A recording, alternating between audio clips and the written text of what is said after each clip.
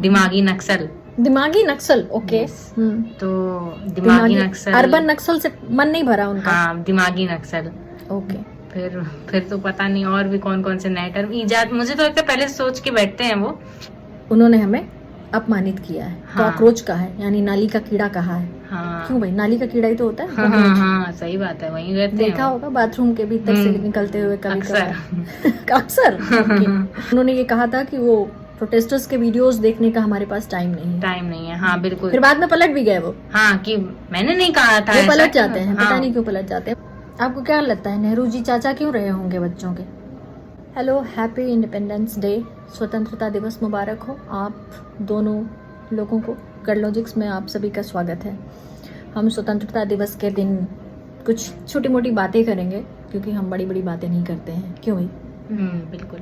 आपको भी happy independence day. Thank you so much. आप लोग स्वतंत्रता दिवस पे कुछ सुनना चाहेंगे? हाँ बिल्कुल। राम लखन कहर की एक कविता है जिसको मैं पढ़ना चाहूंगी। बिल्कुल। प्रधानमंत्री का भाषण सुन लिया? हाँ, सुना, बिल्कुल सुना। कुछ नई चीजें मिली? हाँ, मिली ही होंगी। एक कविता पढ़ूंगी। पिछली बार भी मैंने पढ़ा था, लेकिन पॉलिटिकल फूड में पढ़ा था। इस बार मैं गडलॉजिक्स में पढ़ूंगी आप गर्ल्स को सुनाने के लिए। कविता है, मेरे खर्च से मेरी बर्बादी का सामान जुटाया है उसने।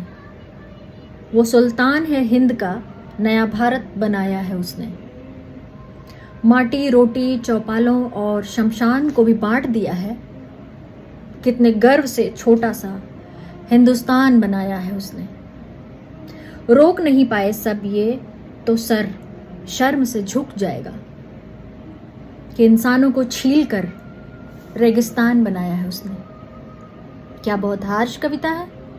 नहीं, मुझे तो लगता है एकदम सटीक बैठ रही, एकदम परफेक्ट। हम स्वतंत्रता दिवस मना रहे हैं आज, और हमने लाल किले की प्राचीर से आज फिर देखा कि हमारा जो विपक्ष था वो काफी पीछे वाली पंक्ति में, पीछे से दूसरी लाइन पे बैठा हुआ था। बहुत सारे लोगों ने ऑब्जेक्शन किया होगा, बहुत सारे लोगों ने बुरा माना होगा, पर हमारे जो सुल्तान हैं वो इस बात में वो अपने विपक्ष के नेता को सामने नहीं देखना चाहते। शायद इस वजह से उन्होंने विपक्ष के नेता श्री राहुल गांधी को पीछे की पंक्ति में दूसरे नंबर पर बिठाया। बिल्कुल। खैर, अपमान से कुछ नहीं होता। आप लोगों को कैसा लग रहा है स्वतंत्रता दिवस? कैसा लग रहा है? आप स्कूल नहीं गई? क्यों? मतलब स्कूल में नॉर्मली वही हर टाइम वही सेम चीज होती है। मतलब कि इंडिपेंडेंस डे के दिन मतलब बाकी सारे कार्यक्रम होते हैं, तो उसकी वजह से पता है कि क्या होने वाला है। क्या होता है? मतलब कि आपको मतलब पैट्रियोटिक सॉन्ग्स बजते हैं, वहाँ पे लोग डांस करते हैं, गाना गाते हैं, ऐसे ही मनता है हर। हमारे दौर में तो बड़ा अच्छा हिंदुस्तान निकल के आ रहा है, पर अच्छी स्वतंत्रता दिवस मनाई जाती थी, अच्छा स्वतंत्रता दिवस मनाया जाता था। मैंने इस बीच देखा बहुत सारे, कभी 2 अक्टूबर को, कभी कुछ ऐसे ऐसे दिवस पे जो है स्कूल बंद रहे हैं, है ना? तो क्या प्रधानमंत्री का आप लोगों ने भाषण सुना? क्या आपको नया क्या मिला उसमें? हमें जैसे कि अब मोदी जी कह रहे हैं कि वो सिविल डिफेंस सिस्टम, थोड़ा तेज बोलिए जिससे लोगों को सुनाई दे।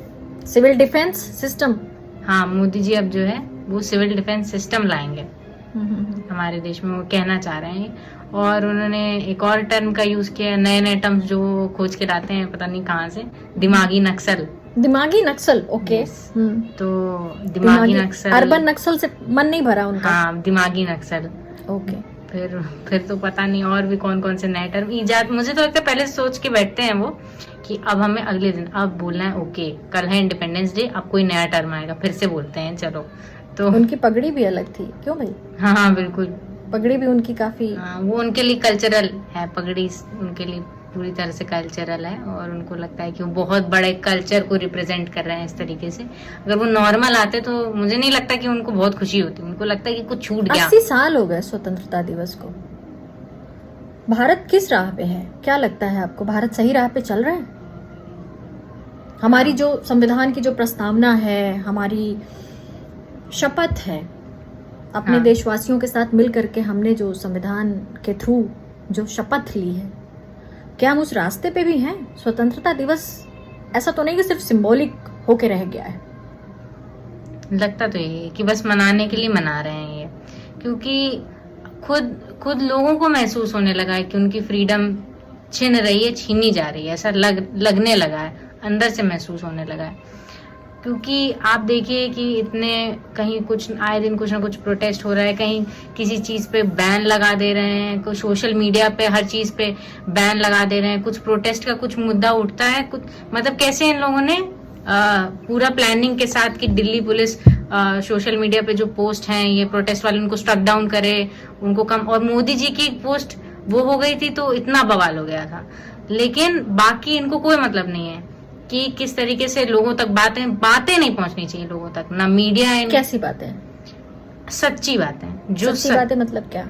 मतलब जो वाकई ग्राउंड पे हो रहा है, जो लोगों के मतलब ग्रीवांसेस उनके उससे उनका नुकसान हो सकता है, इसीलिए तो रोक रहे हैं। इसीलिए उनका जो है उनका वोट बैंक डगमगा जाएगा, तो इसलिए वो रोकना चाहते हैं इसको। तो आपको क्या लगता है कि इन्फॉर्मेशन के जो लोग कहते हैं कि इन्फॉर्मेशन का युग है, तो हाँ। क्या उनके दबाने से ये दब जाती हैं? नहीं, लोग और डालते हैं और बढ़ा चढ़ा के डालते हैं, फिर जितना वो जैसे कि एक आप लोगों के सामने तो कम ही आया होगा, जो एक लड़का था जो उनकी मिमिक्री कर रहा था, वो माथे पे सिक्का चिपकाता था और ऐसे करके मारता था। ऐसा कुछ उन्होंने किसी बच्चे के साथ खेल खेला था, तो वो मिमिक्री में शामिल हो गया था। तो वो काफी कुछ था, अजीब सा था वो, पर काफी सही था। वो मिमिक्री सही करते हैं लोग, उसे भी दबा दिया जाता है। हाँ, क्यों डरते होंगे वो इससे? और वो और फैला। हाँ, वो और फैला।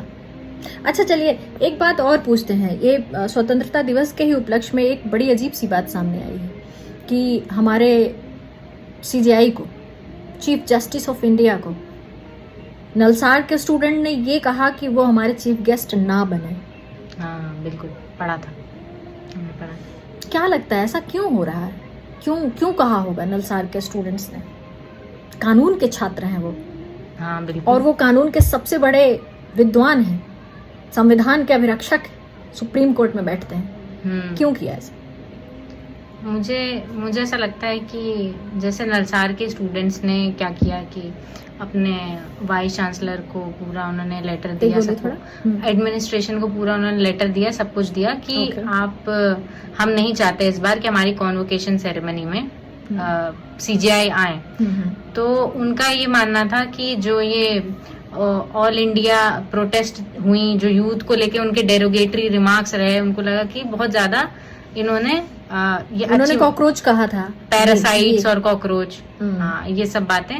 तो ये चीजें कानून के ही छात्रों को कहा था स्पेशली उन्होंने, है ना, हाँ, कि जो लॉ कर लेते हैं पर प्रैक्टिस वगैरह वो कर नहीं पाते या कुछ ऐसा। एग्जैक्टली मुझे याद नहीं आ रहा है, भूल जाती हैं आजकल बातें। तो क्या उनका उद्देश्य रहा होगा? क्यों उन्होंने चाहा होगा कि नलसाड़ में ना आए वो चीफ गेस्ट के रूप में? वो इसी नफरत, वो नफरत की बात नहीं, ये बस उनका एक मतलब जो है कि हम सहमत नहीं है, जो हमारे रिमार्क्स हैं सीजीआई के, उनसे हम सहमत नहीं है, इसलिए हम नहीं चाहते कि वो चीफ जस्टिस बने। ये कोई नफरत का मुद्दा, चीफ गेस्ट बने, सॉरी चीफ गेस्ट बने, वो चीफ जस्टिस जो है इंडिया के वो आए। तो मुझे मतलब ऐसा लगता है कि ये कोई नफरत का मामला नहीं है, ये केवल उनके रिमार्क्स के प्रति उनका मतलब विरोध है। हाँ बिल्कुल विरोध है। अपने विरोध को सिंबॉलिक तरीके से वो ये कहना चाहते, प्रदर्शन करना चाहते कि हम उनका स्वागत नहीं कर सकते क्योंकि उन्होंने हमें अपमानित किया है। हाँ। कॉकरोच का है, यानी नाली का कीड़ा कहा है। हाँ। क्यों भाई, नाली का कीड़ा ही तो होता है। हाँ, सही बात है, वहीं रहते हैं। देखा होगा बाथरूम के भीतर से निकलते हुए कभी अक्सर। और जैसे और एक तो ये बात थी, फिर ये भी बात थी कि वीडियोस वगैरह जो आए थे उस वक्त की प्रोटेस्टर्स पर किस तरीके से पुलिस वायलेंस हुआ, ये सारी चीजें उसको लेकर के जो सीजीआई का रवैया था कि हमारे पास टाइम नहीं है वीडियोस देखने का। और बिल्कुल उन्होंने ये कहा था कि वो प्रोटेस्टर्स के वीडियोस देखने का हमारे पास टाइम नहीं है। हाँ बिल्कुल। फिर बाद में पलट भी गए वो, हाँ कि मैंने नहीं कहा था, वो पलट जाते हैं। पता नहीं क्यों पलट जाते हैं। वैसे इस बात का भी विरोध होगा कि इतने दिनों से पार्लियामेंट में बुलाया जा रहा है गृह मंत्री को कि वो आए और जवाब दें कि उन्होंने पैलेट गन क्यों चलवाई, हाँ क्या मतलब था इस बात का, क्या मतलब था कि पैलेट गन चलवाई जाए स्टूडेंट्स पे, खासकर वो जो अहिंसात्मक तरीके से आंदोलन कर रहे हैं। लेकिन मोदी जी ने ये क्यों कहा कि दिमागी नक्सल, ये क्या है? आपको क्या समझ में आ रहा है? मतलब आप उसी जनरेशन से हैं जिस जनरेशन के लोगों ने इस आंदोलन को हवा दी, हाँ है ना? तो क्या मतलब है इस बात का कि दिमागी नक्सल क्या होता है? एक अर्बन नक्सल था, एक नक्सलवादी थे, हाँ और एक- नक्सली जो हाँ, अपनी कुछ मांगे रखते थे, अपने उत्थान के लिए मांगे रखते थे।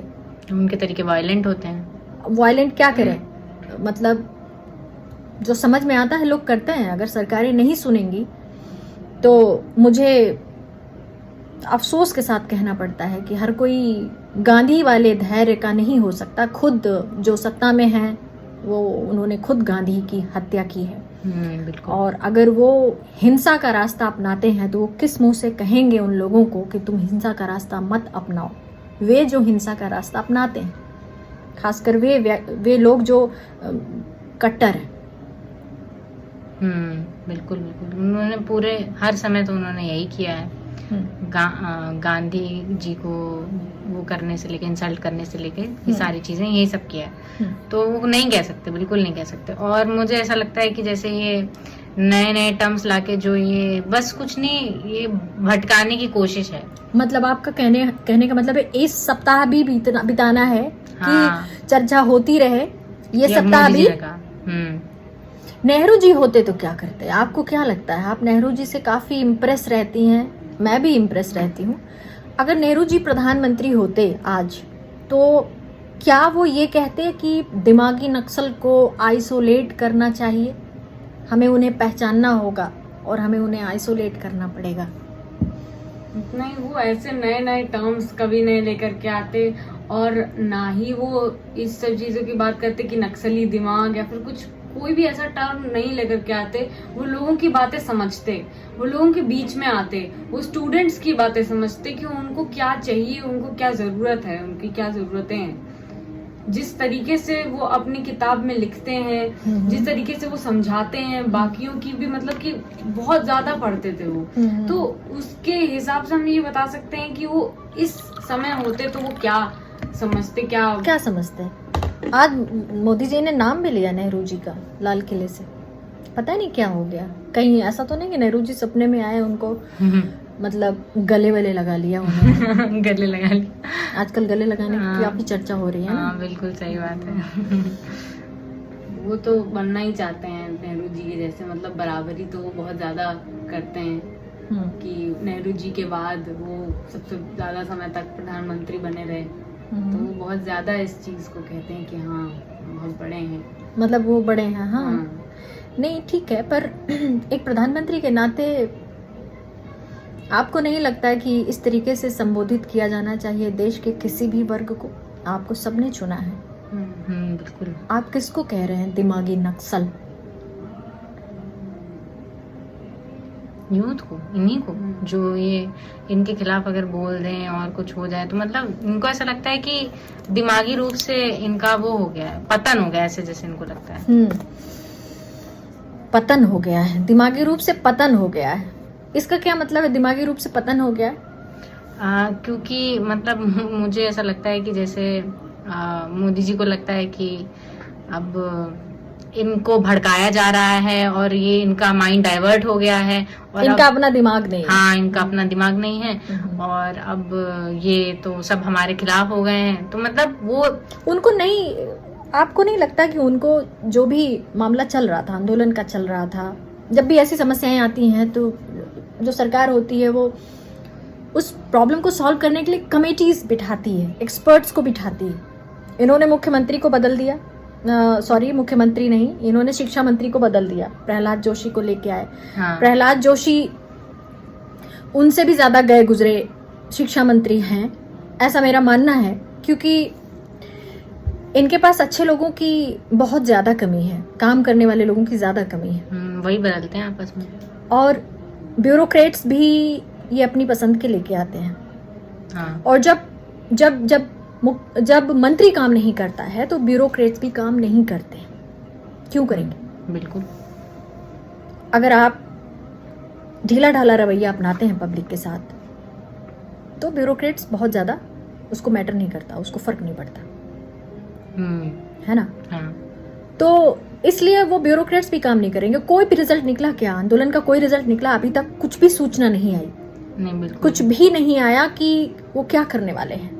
रेजिग्नेशन के अलावा कुछ नहीं। एक बिल ले आए हैं जिसमें जो लग रहा है कि बस कुछ नहीं, इनके पैसा कमाने का एक और तरीका है, बस, और कुछ नहीं समझ में आ रहा है कि क्या उन्हीं लोग, वही लोग जो उनसे एक्स्ट्रा वो वसूलेंगे, ये क्या बोलते हैं उसको, वसूलेंगे यानी वसूली करेंगे। हाँ, वसूली करेंगे। हाँ, मतलब जो फंसेंगे इसमें, जो हाँ। लीक में फंसेंगे, न्यूज पेपर लीक में जो फंसेंगे, उनसे पैसा वसूल लेंगे। हाँ। या इलेक्टोरल बॉन्ड खरीद लेंगे। हाँ, ये करेंगे।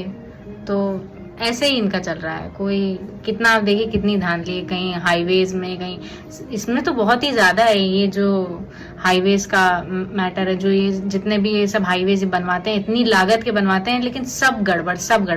पिछली सरकारों में ऐसा नहीं देखा कभी। इनकी सरकार में इतने ज्यादा रोड खराब है कि मतलब कोई क्या करेगा। कोई आए दिन कोई ना कोई गाड़ी गड्ढे में घुस जाती है, और फिर ये मरम्मत करते रहते हैं उसकी, फिर मरम्मत के बाद फिर कुछ ना कुछ हो जाता है। कोई क्रेडिबिलिटी नहीं है इनकी, कोई अकाउंटेबिलिटी नहीं है। आपको क्या लगता है नेहरू जी चाचा क्यों रहे होंगे बच्चों के?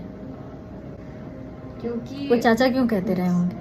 हाँ, वो क्योंकि जो स्टूडेंट्स थे वो उनके साथ कनेक्ट कर पाते थे।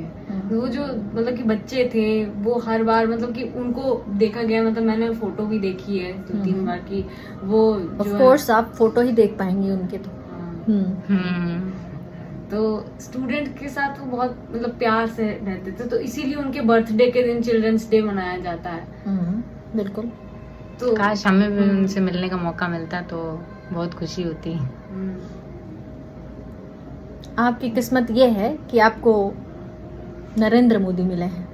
क्या बताएं। आपको नेहरू चाचा नहीं मिल सकते, क्योंकि और वो भी कितनी अजीब सी बात है कि नरेंद्र मोदी ने नेहरू की जितनी बुराई की शायद किसी ने नहीं की होगी।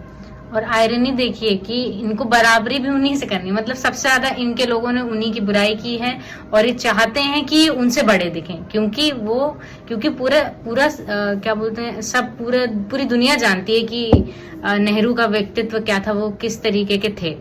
तो मोदी जी को, इसीलिए मोदी जी अब उसको तो नकार नहीं सकते हैं, यहाँ पे जितना फैला सकते हैं उतना फैला सकते हैं। तो इसलिए बस वो चाहते हैं कि किसी तरह उनकी छवि नेहरू से बड़ी हो जाए। वो ऐसा कभी नहीं हो सकता। ऐसा क्यों नहीं हो सकता? क्योंकि वो ऐसे हैं ही नहीं। वो कैसे हैं? वो खुद को ऐसा नहीं रिप्रेजेंट कर सकते। वो कैसे हैं? वो बहुत उलट हैं उनके व्यक्तित्व से, बहुत ज्यादा। जैसे कि मतलब आप खुद ही देखिए, वो प्रो पीपल नहीं है। प्रो पीपल नहीं है। मोदी जी प्रो पीपल नहीं है। बिल्कुल, मोदी जी हमारे क्योंकि आप देखिए इनके जो मिनिस्टर्स हैं, उनकी जो नीतियां हैं, वो हर चीज में बस कटौती करने का सोचते हैं। कुछ नई पॉलिसी आती है तो फिर लगता है कि अरे ये फिर कुछ जनता का फिर कुछ हो गया, नुकसान हो गया, फिर कुछ गड़बड़ हो जाएगी। तो मतलब आप देखिए, आप लगातार देखते रहेंगे, इन्होंने डीमोनेटाइजेशन, जीएसटी और बाकी चीजें ला के कितना कुछ नुकसान किया है। और फिर ये मनरेगा वाला जो इन्होंने वीबी राम जी कर दिया, ये भी प्रो पीपल नीति नहीं है। बिल्कुल प्रो पीपल नीति नहीं है। तो जो कांग्रेस सरकारें जो सोचती रही हैं प्रो पीपल, वो मोदी जी के काल में मुझे बिल्कुल भी नहीं लगा। और एजुकेशन का भी काफी प्राइवेटाइजेशन हुआ है। रामदेव के बोर्ड के बारे में आपका क्या ख्याल है? मतलब ये पहला बोर्ड है जिसको प्राइवेटाइज सरकार ने किया है, और वो काफी बहुत आश्चर्य की बात है। क्या है इसमें, कोई जानकारी है इसके बारे में? इसमें सब प्राइवेट लोग ही हैं, जितने भी बोर्ड मेंबर्स हैं। मुरारी बापू भी हैं, राम कथा कहने वाले। हाँ, बिल्कुल। सबसे पहले तो रामदेव, फिर आचार्य बालकृष्णन। एक महिला मुस्लिम महिला भी है। ऐसा लगता है जैसे कि प्लान करके एक पैनल बनाया गया है जिसमें हिंदू, मुस्लिम, सिख, ईसाई, महिला और मुसलमान, हिंदूवादी भी खुद को ये दिखाना चाहते हैं कि मैं कितना प्रोग्रेसिव और कितना डाइवर्स हूँ। और ये वही व्यक्ति हैं जो कोरोना की वैक्सीन लेके आए थे, फ्रॉड। कोरोनिल की हम कोरोना खत्म कर देंगे, डायबिटीज भी खत्म कर रहे थे।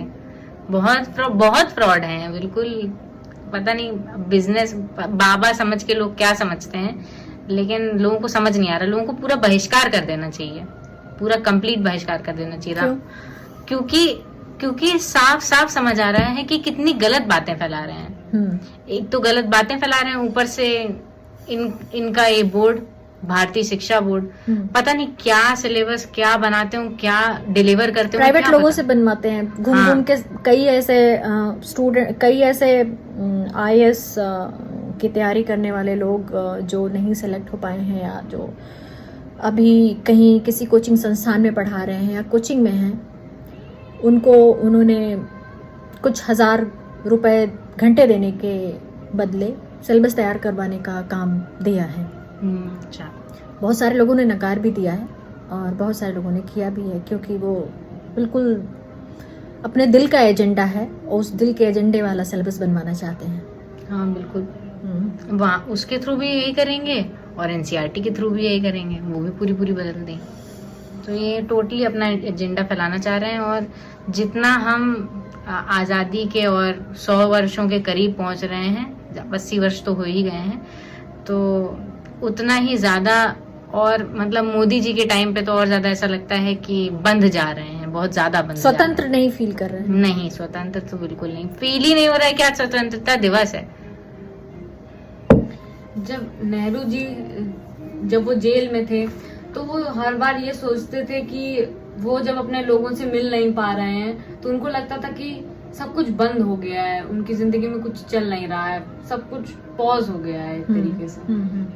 पर मोदी जी तो सोच समझ के बोलते हैं, किसी कुछ पर्टिकुलर चीज पे बोलते हैं और कुछ चीजों को एकदम छोड़ देते, कभी बोलते ही नहीं है उस चीज पे। जैसे मणिपुर के बारे में उन्होंने कभी कुछ नहीं बोला। हाँ, अभी फिर कन्फ्लिक्ट हुआ तो 2 लोग फिर मर गए। अभी रिसेंट की न्यूज थी जब पड़ा था। फिर कन्फ्लिक्ट, मतलब आए दिन खबरें आ रही हैं वहां से, जो कुछ नामी अखबार हैं वो दे रहे हैं। अरुणाचल की भी कोई न्यूज आई थी, किसी एक वहां के लोकल ने कहा था कि इंडिया को बाय बाय कहा था, और ये कहा था कि अब हम चाइना से बात करेंगे, मतलब चाइना में चले जाएंगे, चाइना में, क्योंकि चाइना फैल रहा है और इंडिया कुछ नहीं कर रहा है। और यही कि अब हम आपको चाइना में दिखेंगे, अब और हम कुछ कर भी नहीं सकते हैं।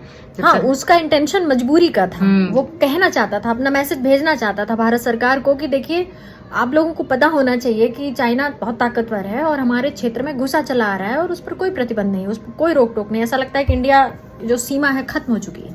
हाँ, है ना। तो ये सारी बातें खतरनाक है। ऑफ कोर्स सिर्फ स्वतंत्रता दिवस मनाए जाने की बात नहीं है, भारत का कितना एरिया स्वतंत्र है ये भी देखना पड़ेगा। ये हर किसी को पता है, रिपोर्टिंग प्रॉपर हो या ना हो, वो तो अखबार निकाले या निकाले। आज तो हमें अखबार पा के हमें इतनी अखबार से बदबू आई कि हमारा सर दर्द शुरू हुआ। तो अखबारों सुन लो कि रिपोर्टिंग्स बहुत ज़्यादा ज़रूरी हैं और सीमाओं की रिपोर्टिंग्स बहुत ज़्यादा ज़रूरी हैं। सीमा सुरक्षा बहुत इंपॉर्टेंट है और सीमा सुरक्षा नहीं कर पा रहे हैं। सिविल डिफेंस पर बात कर रहे हैं। क्या बात की उन्होंने सिविल डिफेंस पे?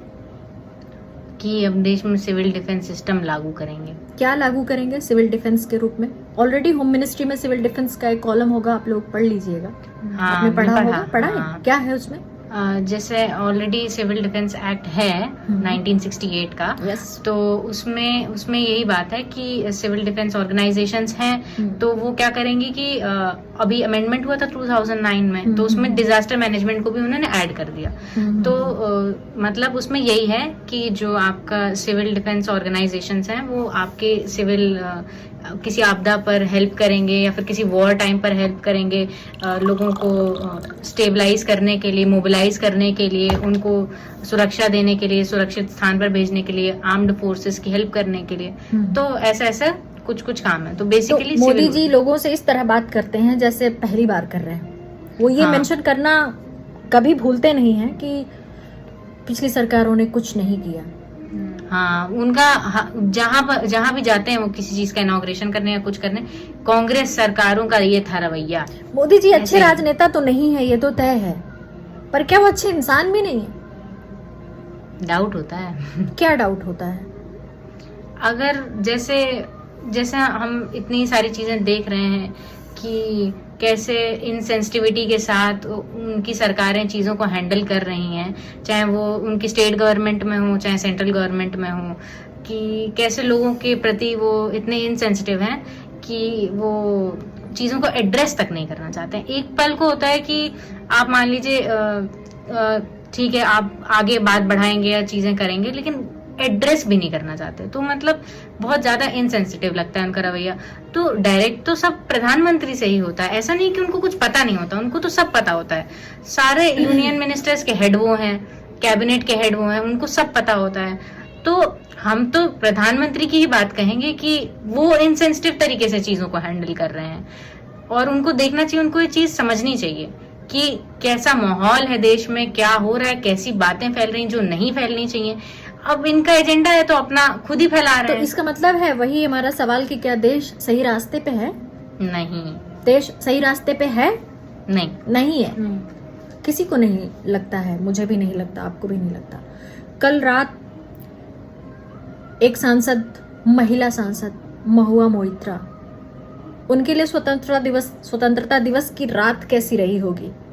उस रात जब जवाहरलाल नेहरू जब आजाद हो रहा था भारत, तो वो सबको संबोधित कर रहे थे, और उसी रात को महुआ मोइत्रा जो कि पार्लियामेंट में एक सांसद हैं, प्रतिनिधि हैं, उनको गेस्ट हाउस खाली करने को कह दिया गया। कैसा लगता है ये सब सुनकर? कैसा लगता है? ऐसा क्या खतरा हो सकता है सरकार को किसी मंत्री से, किसी पार्लियामेंटेरियन से? ऐसा वो क्या कर देगा कि उसको रातों रात गेस्ट हाउस खाली करने की बात कह दी जाती है, का आदेश दे दिया जाता है। किसी को भी घर खाली करने, राहुल गांधी को घर खाली कर दो, महुआ मोइत्रा को कह दिया जाता है घर खाली कर दो। ये क्या है? ये क्या सोच क्या है? क्या लगता है?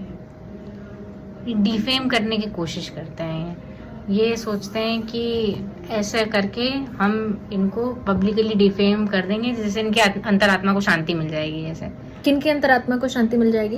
ये भाजपा वालों को, उनको शांति मिल जाती है। इतने सालों से जो ये बेचारे दब के रहे हैं, अब इनकी सरकार बन गई है तो अब इनको बहुत दुख हो रहा। अब ये चाहते हैं कि हम सब कुछ दबा दें, सब सारा पोजीशन दबा दें, सब कुछ दबा दें और केवल हमारी ही चलेगी।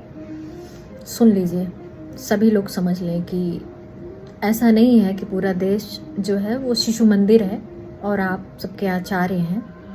सभी जानते हैं, सभी एजुकेटेड हैं, सभी शिक्षित हैं और सभी समझते हैं कि आप लोगों को डिफेम करने के लिए उन्हें घर से निकालते हैं, लोगों के घरों को तोड़ते हैं, लोगों के घरों को बुलडोज करते हैं, कहते हैं कि ये सरकारी ज़मीन पर है, जबकि सरकारों का काम ये होता है कि ज़्यादा से ज़्यादा लोगों को आवास दें, शिक्षा दें, सुविधाएं दें, स्वास्थ्य दें, खुश रखें। बिल्कुल सरकार का ये काम होता है। और अपने साथी सांसदों को मित्र की तरह व्यवहार करें।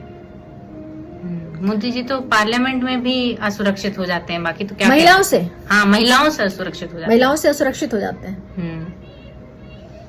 देश में मजबूत महिलाएं पसंद नहीं है, मजबूत महिला इनको पसंद नहीं है बिल्कुल। मजबूत महिलाओं का मतलब क्या होता है?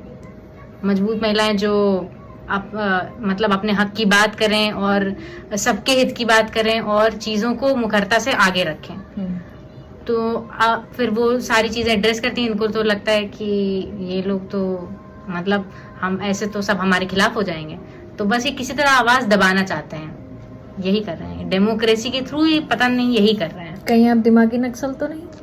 हो सकता है मोदी जी के अकॉर्डिंग तो शायद हाँ। कुछ संदेश देना चाहती हैं देशवासियों को स्वतंत्रता दिवस पर? हाँ, मैं यही कहना चाहती हूँ कि लोगों को सोचना समझना चाहिए और अच्छे से सोचना चाहिए। उनको ये समझना चाहिए कि देश में क्या चल रहा है और क्या चीज क्या सिंबलाइज कर रही है। अगर वो ये चीज नहीं समझेंगे तो ये इसी तरह से भ्रमित करते रहेंगे और माइंड डाइवर्ट करेंगे। तो आपको ये देखना पड़ेगा कि कैसे चीजों को लेना है और किस तरीके से उनको समझना है, वरना फिर आप भी इन्हीं के एजेंडा के शिकार हो जाएंगे। आपको क्या लगता है अभी एजेंडे का शिकार नहीं हुए हैं? कई लोग तो हैं, लेकिन कई लोग अब सोचने लगे हैं। आपको क्या लगता है, आप क्या संदेश देना चाहती हैं अपने साथियों को?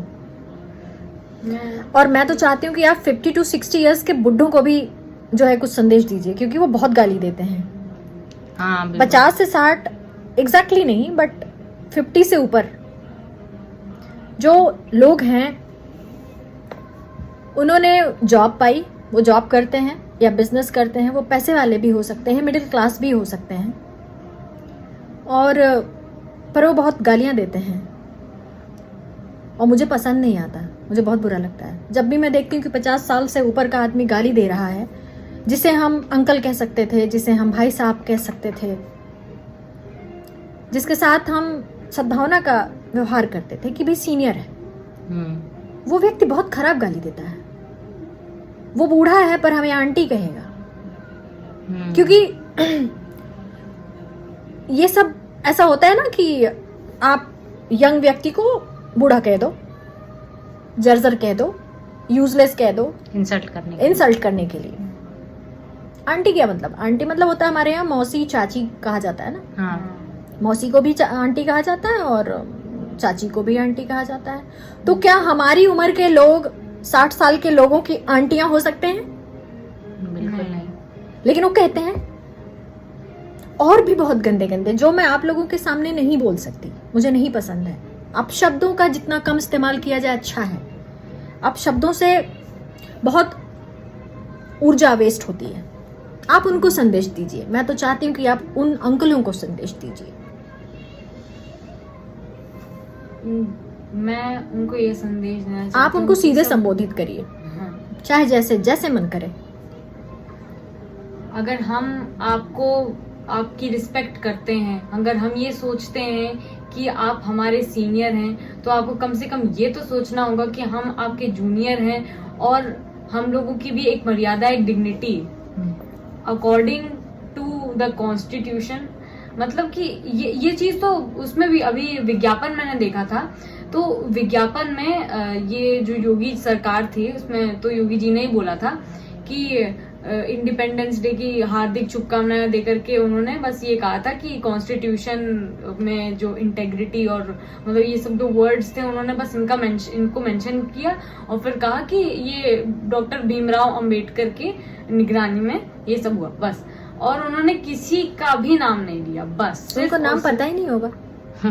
फिर भी आप 50-60 साल के अंकलों को समझाइए। मैं चाहती हूँ कि 14-15 साल के जो बच्चे हैं वो बताएं कि उन्हें कैसे बिहेव करना चाहिए। क्या उन्हें राजीव गांधी को गाली देनी चाहिए? नहीं। क्या उन्हें राहुल गांधी को गाली देनी चाहिए? नहीं। क्या उन्हें महिलाओं का अपमान इस तरह करना चाहिए कि वो बोला भी नहीं जा सकता और वो खुल के लिखते हैं और वो बार बार लिखते हैं, बार बार लिखते हैं। आप उनको सभ्यता से गांधीवादी तरीके से मना करेंगे फिर भी वो लिखते हैं और लिखते हैं। ये कैसी जिद है? ये बिल्कुल ठीक नहीं है। ये जो कर रहे हैं ये बहुत गलत है।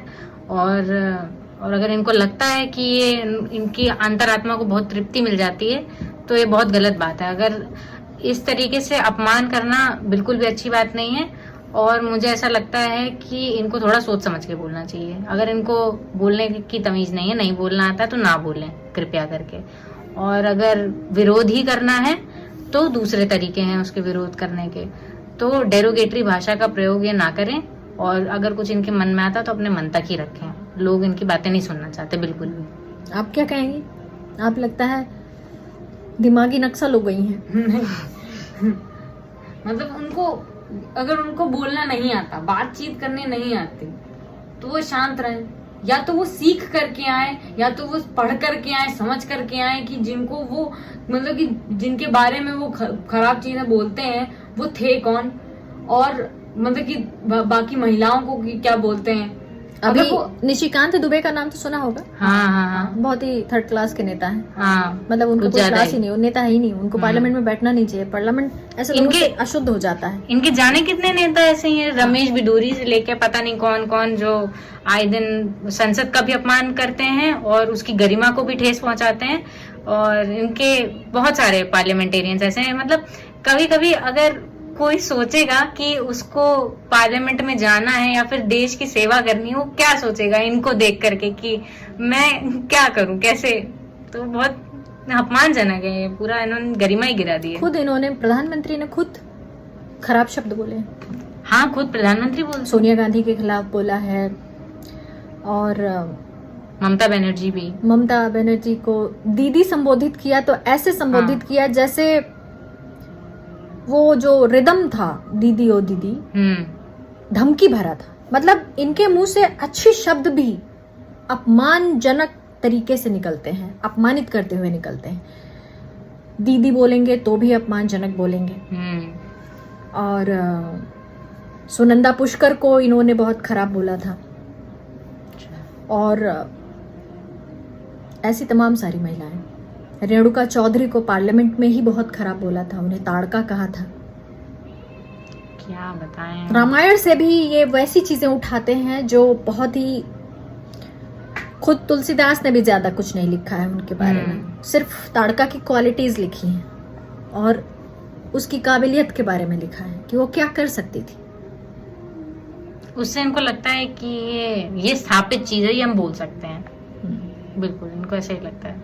और उन्हीं के नक्शे कदम पर ये 50-60 साल वाले बुढ़े चल रहे हैं, उन्हीं के नक्शे कदम पर हैं ये।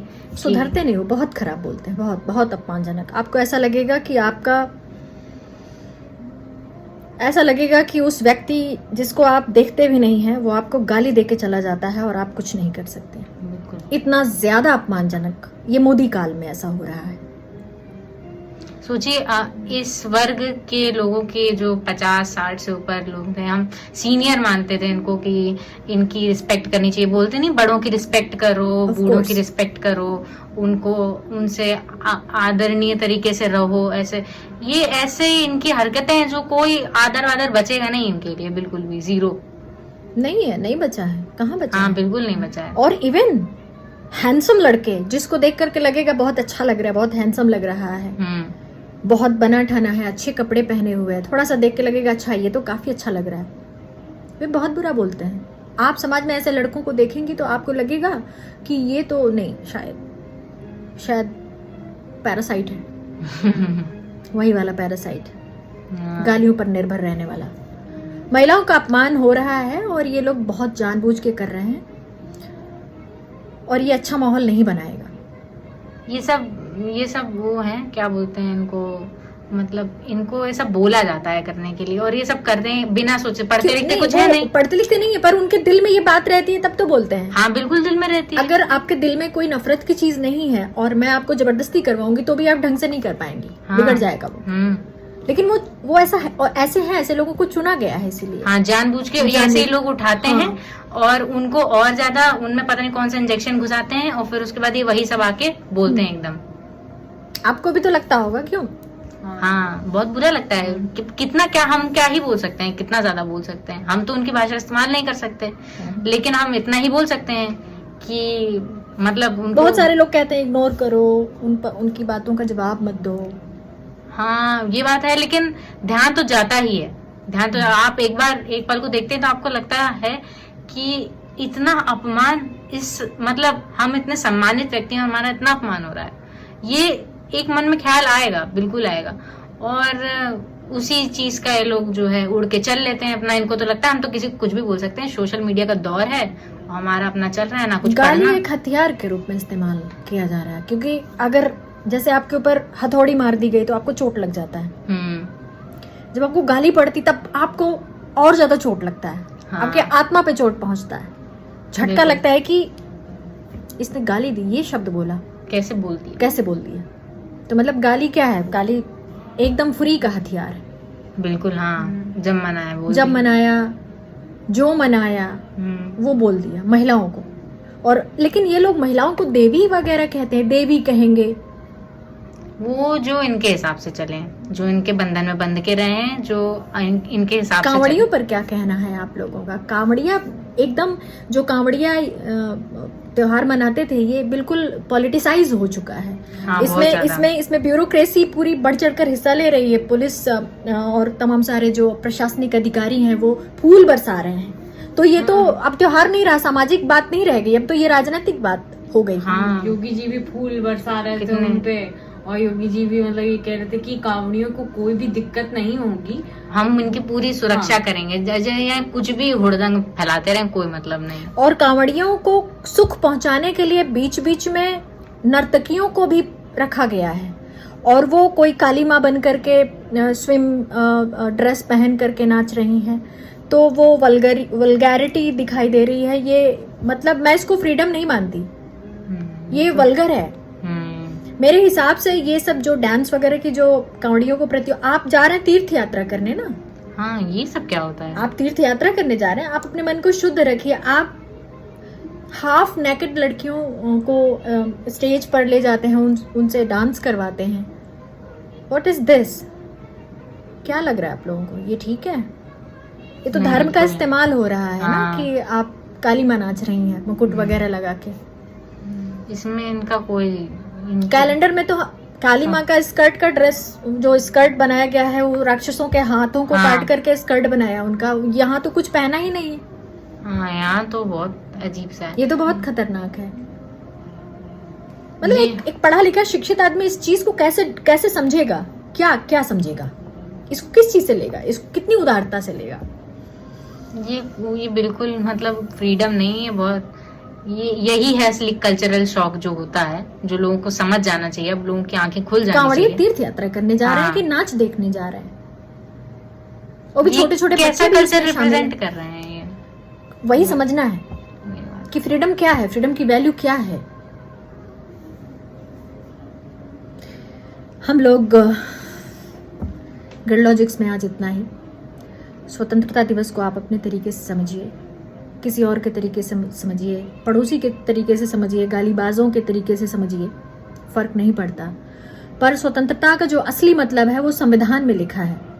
संविधान में यह है कि अगर संस्थाएं अपना काम नहीं करती तो स्वतंत्रता का कोई मतलब नहीं है।